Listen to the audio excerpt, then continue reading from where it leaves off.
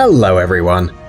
It's no secret to anyone that the cinema continues to develop, and today's graphic design is at such a high level that it's impossible to distinguish computer-generated imagery from a real set shot. Yes, more and more movies include CGI, and it's hard to imagine a blockbuster without a lot of special effects. But if you're interested in how those movies look without them, then get comfortable and get ready for a few surprises. So here we have 7 films before and after special effects. Go ahead.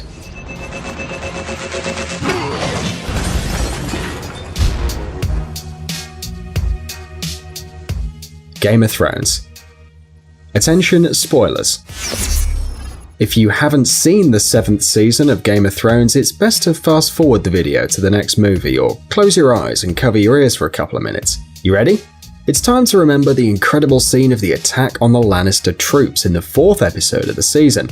If you saw the series, you'll remember the epic moment when a horde of Dothrakis, supported from the air by one of Daenerys' dragons, destroyed the Lannister army. It is said that these scenes were the most difficult to produce because, with the exception of the flying dragon, most images were recorded in real life. Yes, you heard me right. The creators of the series took the time to burn several doubles and explode the wagons with carefully placed explosives. The extras also worked the best they could, and look at the amount of fake ash that the specialists threw into the field to recreate the burnt earth. But we've moved away from the most important thing, since the cherry on top of this dessert is, of course, the dragon.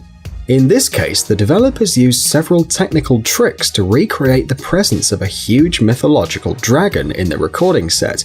All the shots from behind the dragon were made with the help of special cameras mounted on cables and drones. Once obtained, a drawn dragon and a very real Emilia Clarke were added to the scene. The actress also had to record scenes separately, riding a machine created especially for the occasion. To be honest, the resemblance to a dragon is minimal, so Emilia had to play with her imagination and act as if she were actually traveling on a huge dragon through the airs of Westeros. Around the actress, there were not even fake clouds. The whole scene was filmed on a green background. A similar situation was experienced in the 6th episode of the season, where Daenerys and her dragon managed to save Jon Snow and his team. After the traditional indoor recordings, Emilia was able to participate in the open field scenes with the other actors, on an island in the middle of a frozen lake. But, as it were, you can see the dragon's huge green back. Exactly that was the point at which the protagonists were running, trying to save themselves from the army of the dead. Attraction. This Russian film, directed by Fyodor Bondarchuk, has generated different reactions to the characters and their stories. However, it is obvious that the computer design in this film is incredible, especially for a Russian film, a country that doesn't stand out for the great special effects in its films. Besides, it is the first Russian alien film and its creators made quite an effort. For example, look at this scene from the trailer. A huge alien spacecraft lands in a region of Moscow, destroying huge buildings, bridges and stadiums in its path. It's hard to believe that all this is the result of the work of graphic designers. But the destruction of buildings is not the only example of CGI in this film. There is a scene in the first few minutes of the film in which the protagonists await the beginning of the story, and all the scenes in the background and inside the spaceship, as well as the fights with the extraterrestrials, were recorded in a pavilion with a green background. According to the director, 50% of the film is computer generated. The only question is, how did the actors imagine the space visitors in order to realistically recreate the encounter with them? Logan.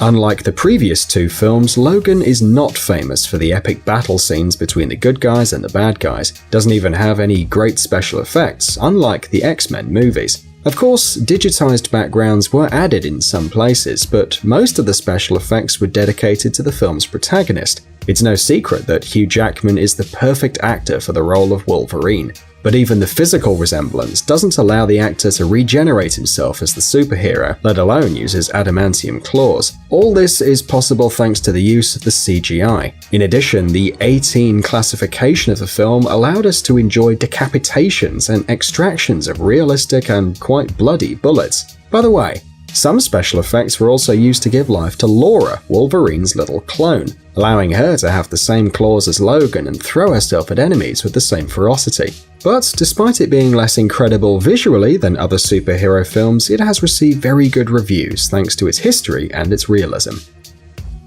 San Andreas.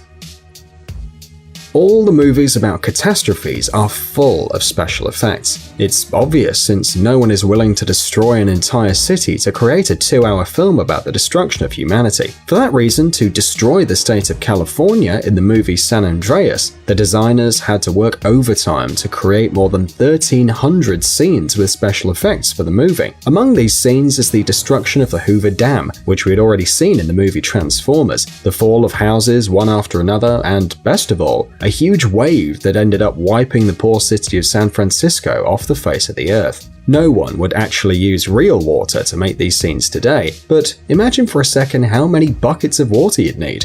And of course, the movie wouldn't be complete if the developers didn't show the destruction of the Golden Gate Bridge. In our opinion, film directors have a special relationship with this bridge. Not in vain, we constantly see its destruction on the big screen. X-Men, Star Trek, Pacific Rim, and Godzilla are just some of the movies in which we can see the famous bridge suffering. But the artists of the film in San Andreas made an effort to achieve very realistic scenes of destruction, combining between 4 and 15 images from the same place, mixing computer-generated images with real photographs, and performing all kinds of cinematic tricks. But the most amazing special effect of the film is Dwayne Johnson, who played his first dramatic role in this film, and his acting skills are pretty impressive, don't you think? Spider-Man: Homecoming. Superhero movies don't surprise anyone anymore, and special effects have been a commonplace for a long time. But what would you think of a movie about a comic book character without CGI, and moreover without a stuntman for the main character? Yes, it's true. Tom Holland in the latest Arachnid Hero movie did all the tricks you see on screen on his own. Of course, they protected him with cables and green carpets on the floor, but all the turns and jumps were made by the actor himself. But this is not the most interesting thing. Many scenes of the film were made in the filming set without special effects. Yes, even the mandatory scene in any superhero movie where the protagonist saves everyone. For the mid-cut ferry scene, the developers built a full-size copy, which they then filled with water and balanced with the help of special mechanisms, scaring off extras, stuntmen, and the actor himself. However, the film was not fully CGI-free, but we're not talking about obvious moments such as the interface of Spidey's suit or the flight in the air, but the ascent of the Washington Monument. Despite the actor's prowess, he was not allowed to climb the building on his own, and they built a couple of safe levels of the monument in a pavilion. Surely we can forgive the director of this little deception. After all, nobody would have liked the new Peter Parker to have suffered in the recordings, right? Transformers: The Last Knight. You probably know that each and every film of the Transformers saga has a bunch of explosions, gigantic robots, and incredible action scenes. Maybe these films are not a great example of movie drama or acting quality, but we still love them. And one of the main features of these films is the special effects. This is no surprise, given that Michael Bay is a true master in the science of CGI. Several scenes with no actors involved were created from scratch using computers. But there were scenes filmed with our beloved green background too. For example, in the scene where the heroes are running towards a big scary wave, the actors really got wet using a special inclined platform, and the epic landscape was added later. The same can be said about the falling scene, where the lives of the characters played by Mark Wahlberg and Laura Haddock were literally hanging by a thread. The characters were hanging over an abyss, grabbing only a small metal thingy. To create a real sensation of fear, the filming crew created a special device, a whole room that rotated the actors, forcing them to fall. Truth be told, the actors did have safety devices on them, unlike their characters, and nothing was exploding around them, but they still did a great job. 2012. And finally, another disaster movie. Okay, we admit we really do like this genre. In addition, there's nothing better to create special effects than situations of general, real chaos. In the film 2012, there are plenty of them. More than 500 scenes filled with various destructions and natural disasters can impress even skeptics.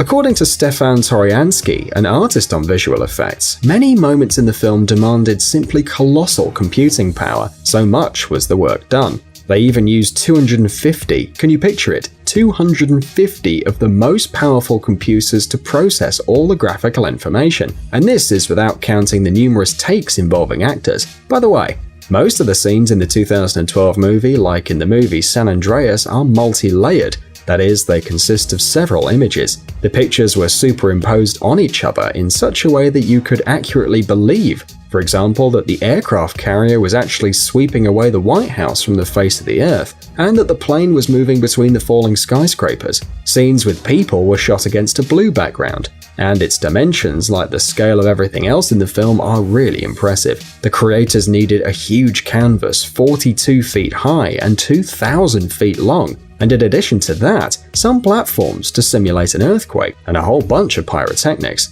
So if you want to spend an evening looking at the massive destruction of mankind, this is the film that you need. Well friends, we look forward to reading your comments on the video, and don't forget to give us a like.